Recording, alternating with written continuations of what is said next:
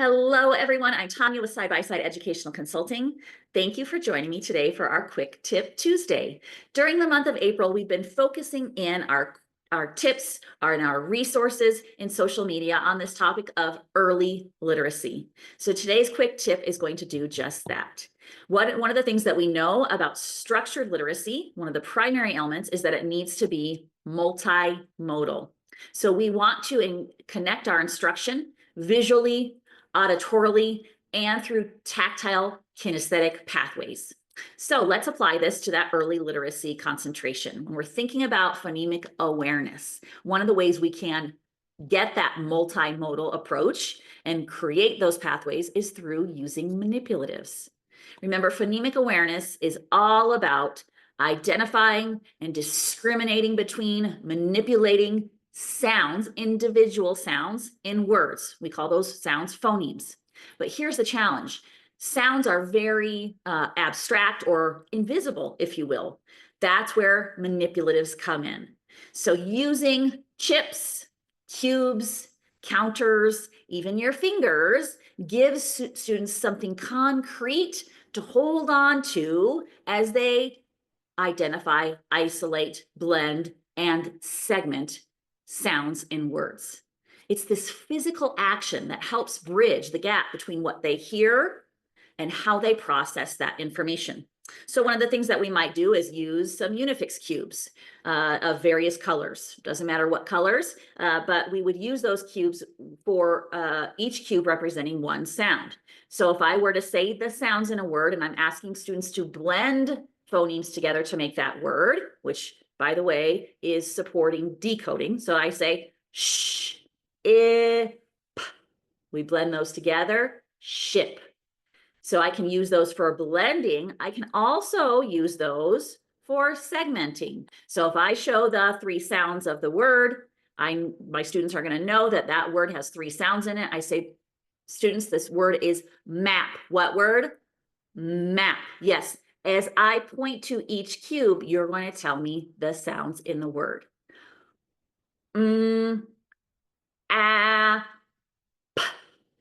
Yes, you got it, that word map. So we can use those Unifix cubes or any type of manipulatives to blend and segment phonemes. Again, blending and segmenting are most highly connected to decoding and encoding or spelling in words. We can also use fun manipulatives like a slinky when we want to stretch out a word. We can use magnets or other types of manipulatives on an Elkonin sound mat, right? So here we would have students place the sounds above the Elkonin sound boxes. When we give them the word, they have to make that connection between the manipulative and the placement of the sounds in that word. So again, if I said the word is map, here I am segmenting. And now I'm going to go back to the beginning and I'm going to also blend map. So students are getting both blending and segmenting in that example.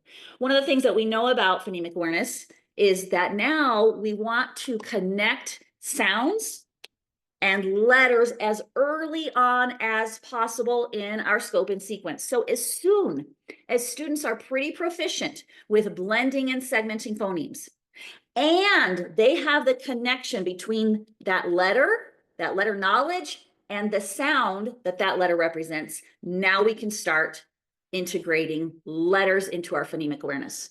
So again, that last example was the word map. I do the exact same thing. I say the word is map. What word?